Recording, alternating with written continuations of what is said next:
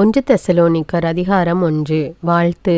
தந்தையாம் கடவுளோடும் ஆண்டவராம் இயேசு கிறிஸ்துவோடும் இணைந்து வாழ்கின்ற தெசலோனிக்க சபைக்கு பவுலும் சில்வானும் தீமோத்தேயுவும் எழுதுவது, உங்களுக்கு அருளும் அமைதியும் உரித்தாகுக.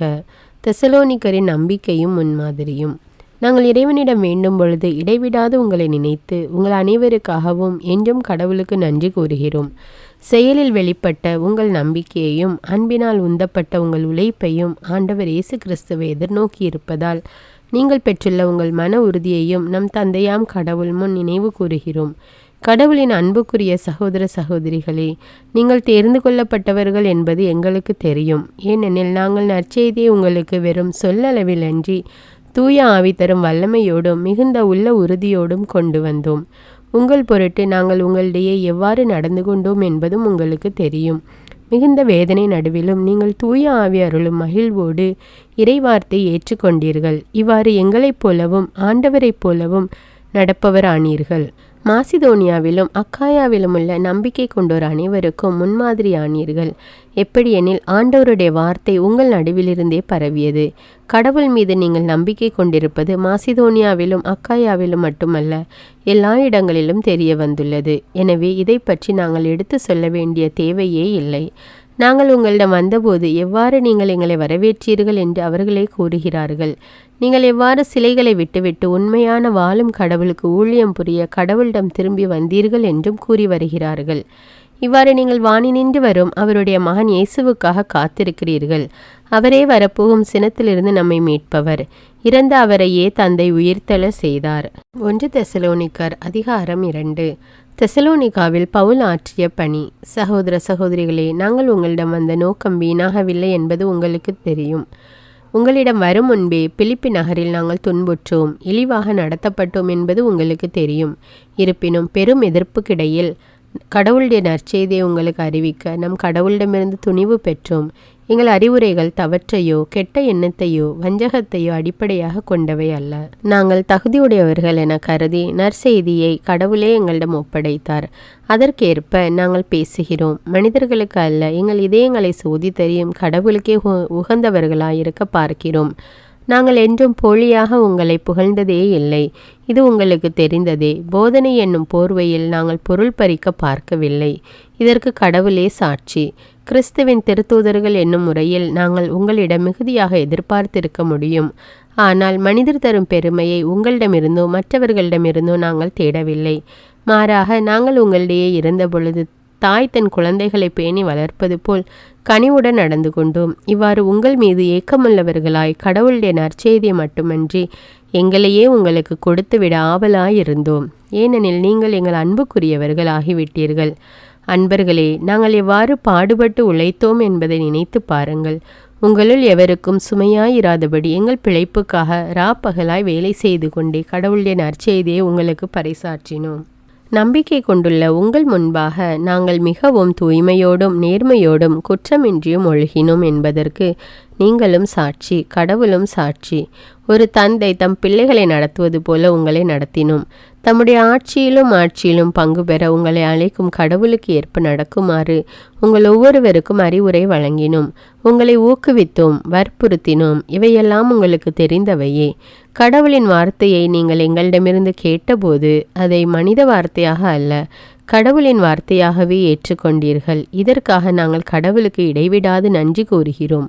உண்மையாகவே அது கடவுளுடைய வார்த்தைதான். அதுவே நம்பிக்கை கொண்ட உங்களில் செயலாற்றுகிறது. சகோதர சகோதரிகளே, இயேசு கிறிஸ்துவின் உறவில் யூதேயாவில் வாழும் கடவுளின் சபைகளுக்கு நேர்ந்தது போலவே உங்களுக்கும் நேர்ந்தது. யூதர்களால் அவர்கள் துன்புறுத்தப்பட்டது போலவே நீங்களும் உங்கள் சொந்த இனத்தாரால் துன்புறுத்தப்பட்டீர்கள். அந்த யூதரே ஆண்டவராகிய இயேசுவையும் இறைவாக்கினரையும் கொன்றார்கள், எங்களையும் துரத்தி விட்டார்கள். அவர்கள் கடவுளுக்கு உகந்தவர்கள் அல்ல, மனித இனத்திற்கே எதிரிகள். ஏனெனில் பிற இனத்தார் மீட்பு பெறுமாறு நாங்கள் அவர்களிடம் பேசுவதை தடுக்கிறார்கள். இவ்வாறு அவர்கள் தங்கள் பாவங்களை என்றும் பெருக்கிக் கொண்டே போகிறார்கள். இறுதியில் கடவுளின் சினம் அவர்கள் மேல் வந்துவிட்டது. பவுல் மீண்டும் தெசலோனிக்கா செல்ல விரும்புதல். அன்பர்களே, நாங்கள் உள்ளத்தால் அல்ல உடலால் மட்டுமே உங்களை விட்டு சிறிது காலம் பிரிந்து தவித்தோம். உங்கள் முகத்தை காண பேராவலோடு ஏங்கியிருந்தோம். ஆகையால் நாங்கள் உங்களிடம் வர விரும்பினோம். அதிலும் பவுலாகிய நான் ஒரு முறை அல்ல 2 முறை உங்களிடம் வர திட்டமிட்டேன். ஆனால் சாத்தான் எங்களை தடுத்து விட்டான். நம் ஆண்டவர் இயேசுவின் வருகையின் போது அவர் முன் உங்களைத்தானே நாங்கள் எதிர்நோக்கி இருக்கப் போகிறோம். நீங்கள் தானே எங்களுக்கு மகிழ்ச்சியும் பெருமையோடு சூடப்போகும் வெற்றி வாகையுமாய் இருக்கப் போகிறீர்கள். உங்களை தவிர வேறு யார் இருக்க முடியும்? ஆம், உங்களால் தான் எங்களுக்கு பெருமையும் மகிழ்ச்சியும் கிடைக்கும். 1 தெசலோனிக்கர் அதிகாரம் 3. ஆகவே இந்த பிரிவை எங்களால் தாங்க முடியாமல் போனதால் நாங்கள் ஏதென்சு நகரில் தனிமையாக இருக்க முடிவு செய்தோம். நம் சகோதரரும் கிறிஸ்துவை பற்றிய நற்செய்தி அறிவிக்கும் கடவுளின் உடன் உழைப்பாளருமாகிய திமோத்தேயுவை உங்களிடம் அனுப்பினோம். நீங்கள் படும் துன்பங்களால் எவரும் மனம் தளர்ந்து போகாதவாறு உங்கள் நம்பிக்கையை உறுதிப்படுத்தி உங்களை ஊக்குவிக்க அவரை அனுப்பினோம். துன்பங்கள் வந்தே தீரும் என்பது உங்களுக்கு தெரியும். நாம் துன்பப்படத்தான் வேண்டும் என்று நாங்கள் உங்களோடு இருந்த பொழுதே உங்களுக்கு சொன்னோம்.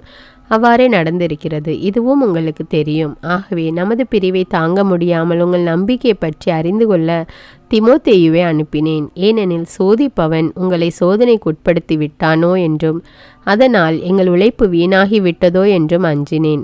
ஆனால் இப்பொழுது தீமோத்தேயு உங்களிடமிருந்து திரும்பி எங்களிடம் வந்துவிட்டார். உங்களுடைய நம்பிக்கையையும் அன்பையும் குறித்து நல்ல செய்தி சொன்னார். நாங்கள் உங்களை காண ஏங்குவது போல நீங்களும் எங்களை காண விளைவதாக எப்பொழுதும் எங்களை அன்போடு நினைவு கூறுவதாகவும் அறிவித்தார். ஆகையால் அன்பர்களே, எங்கள் இன்னல் இடுக்கண்கள் நடுவிலும் உங்களது நம்பிக்கையை கண்டு உங்களால் நாங்கள் ஆறுதல் அடைகிறோம். நீங்கள் ஆண்டவரோடு உள்ள உறவில் நிலைத்திருக்கிறீர்கள் என்று அறிந்ததும் எங்களுக்கு உயிர் வந்தது.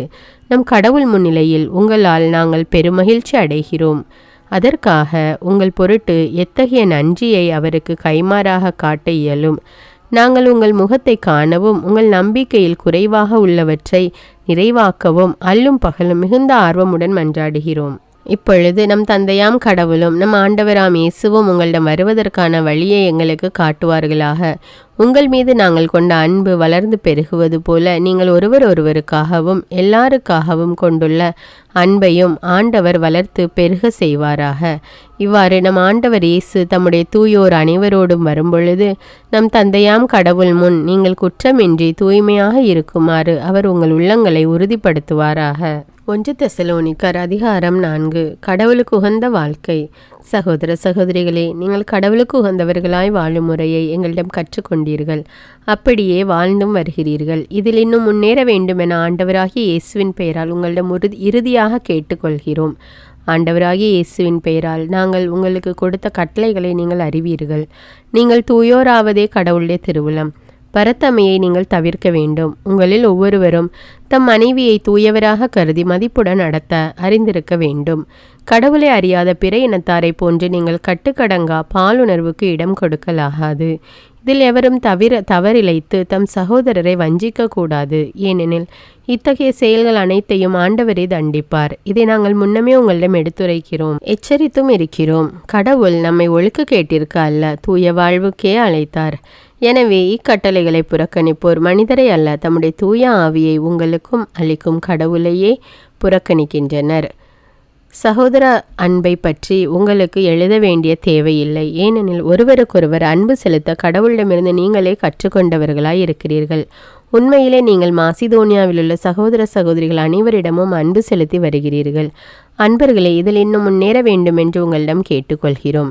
நாங்கள் உங்களுக்கு கட்டளையிட்டது போல உங்கள் வேலையை மட்டுமே பார்த்து கொண்டு உங்கள் சொந்த கையால் உழைத்து அமைதியாய் வாழ்வதில் நோக்கமாயிருங்கள். அப்பொழுது திருச்சபைக்கு வெளியே இருப்பவர்களின் நன்மதிப்பை பெறுவீர்கள். பிறர் கையை நம்பாதபடி வாழ்வீர்கள். ஆண்டவரின் வருகை. சகோதர சகோதரிகளை, இறந்தோரை பற்றி நீங்கள் அறிந்திருக்க வேண்டும் என நாங்கள் விரும்புகிறோம். எதிர்நோக்கு இல்லாத மற்றவர்களைப் போல் நீங்களும் துயருறக்கூடாது. இயேசு இறந்து உயிர்த்தெழுந்தார் என நாம் நம்புகிறோம். அப்படியானால் இயேசுவோடு இணைந்த நிலையில் இறந்தோரை கடவுள் அவருடன் அழைத்து வருவார். ஆண்டவருடைய வார்த்தையின் அடிப்படையில் நாங்கள் உங்களுக்கு கூறுவது இதுவே: ஆண்டவர் வரும் வரை உயிரோடு எஞ்சியிருக்கும் நாம் இறந்தோரை முந்திவிட மாட்டோம். கட்டளை பிறக்க, தலைமை வானதூதரின் குரல் ஒலிக்க, கடவுளுடைய காலம் முழங்க ஆண்டவர் வானினின்று இறங்கி வருவார். அப்பொழுது கிறிஸ்து மீது நம்பிக்கை கொண்ட நிலையில் இறந்தவர்கள் முதலில் உயிர்த்தெழுவர். பின்னர் உயிரோடு எஞ்சியிருக்கும் நாம் அவர்களோடு மேகங்களில் எடுத்துக்கொண்டு போகப்பட்டு வான்வெளியில் ஆண்டவரை எதிர்கொள்ள செல்வோம். இவ்வாறு எப்போதும் நாம் ஆண்டவரோடு இருப்போம். எனவே இவ்வார்த்தைகளை சொல்லி ஒருவரை ஒருவர் தேற்றிக் கொள்ளுங்கள். 1 தெசலோனிக்கர் அதிகாரம் 5. சகோதர சகோதரிகளே, இவை நடக்கும் காலங்களையும் நேரங்களையும் குறித்து உங்களுக்கு எழுத தேவையில்லை. ஏனெனில் திருடன் இரவில் வருவது போல ஆண்டவருடைய நாள் வரும் என்பதை நீங்களே திண்ணமாய் தெரிந்திருக்கிறீர்கள். எங்கும் அமைதி, ஆபத்து இல்லை என்று மக்கள் கூறிக்கொண்டிருக்கும் பொழுது கருவுற்றிருப்பவருக்கு வேதனை வருவது போல திடீரென அவர்களுக்கு அழிவு வரும். யாரும் தப்பித்து கொள்ள இயலாது.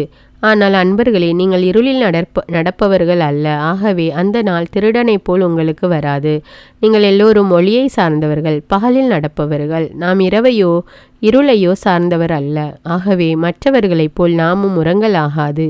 விழிப்போடும் அறிவு தெளிவோடும் இருப்போம். உறங்குபவர் இரவில்தான் உறங்குவர், குடிவெறியர் இரவில்தான் குடிபோதையில் இருப்பர்.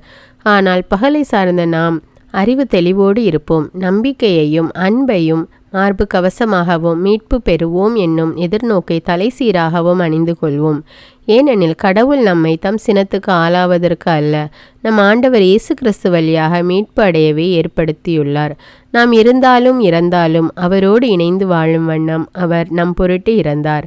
ஆகவே நீங்கள் இப்பொழுது செய்து வருவது போல ஒருவருக்கொருவர் ஊக்கமூட்டுங்கள், ஒருவரை ஒருவர் வளர்ச்சி அடைய செய்யுங்கள். பொது அறிவுரைகள். சகோதர சகோதரிகளை, உங்களிடையே உழைத்து ஆண்டவர் பெயரால் உங்களை வழிநடத்தி உங்களுக்கு அறிவு புகட்டுவோரை மதித்து நடக்கும்படி கேட்டுக்கொள்கிறோம். அவர்கள் பணியின் பொருட்டு அவர்களை உயர்வாகவும் அன்புடனும் கருதுங்கள். உங்களிடையே அமைதி நிலவட்டும். அன்பர்களே, நாங்கள் உங்களுக்கு தரும் அறிவுரை இதுவே. சோம்பேறிகளுக்கு அறிவு புகட்டுங்கள், மன தளர்ச்சியுற்றவர்களுக்கு ஊக்கமூட்டுங்கள், வலுவற்றோருக்கு உதவுங்கள். எல்லோரோடும் பொறுமையாயிருங்கள். எவரும் தீமைக்கு பதில் தீமை செய்யாதவாறு பார்த்து கொள்ளுங்கள். உங்களுள் ஒருவருக்கொருவர் மட்டுமன்றி எல்லோருக்கும் எப்பொழுதும் நன்மை செய்யவே நாடுங்கள். எப்பொழுதும் மகிழ்ச்சியாக இருங்கள். இடைவிடாது இறைவனிடம் வேண்டுங்கள். எல்லா சூழ்நிலையிலும் நன்றி கூறுங்கள். உங்களுக்காக கிறிஸ்து இயேசு வழியாய் கடவுள் வெளிப்படுத்திய திருவுளம் இதுவே. தூய ஆவியின் செயல்பாட்டை தடுக்க வேண்டாம். இறைவாக்குகளை புறக்கணிக்க வேண்டாம். அனைத்தையும் சீர்தூக்கி பாருங்கள். நல்லதை பற்றி கொள்ளுங்கள். எல்லா வகையான தீமைகளையும் விட்டு விலகுங்கள். அமைதி அருளும் கடவுள் தாமே உங்களை முற்றிலும் தூய்மையாக்குவாராக. அவரே நம் ஆண்டவர் இயேசு கிறிஸ்து வரும்போது உங்களுடைய உள்ளம், ஆன்மா, உடல் அனைத்தையும் குற்றமின்றி முழுமையாக காப்பாராக. உங்களை அழைக்கும் அவர் நம்பிக்கைக்குரியவர். அவர் இதை செய்வார். சகோதர சகோதரிகளே, எங்களுக்காகவும் இறைவனிடம் வேண்டுங்கள். தூய முத்தம் கொடுத்து ஒருவரை வாழ்த்துங்கள். அவர்கள் எல்லோருக்கும் இத்திருமுகத்தை வாசித்து காட்ட வேண்டுமென்று ஆண்டவர் பெயரால் ஆணையிடுகிறேன். நம் ஆண்டவர் இயேசு கிறிஸ்துவின் அருள் உங்களோடு இருப்பதாக.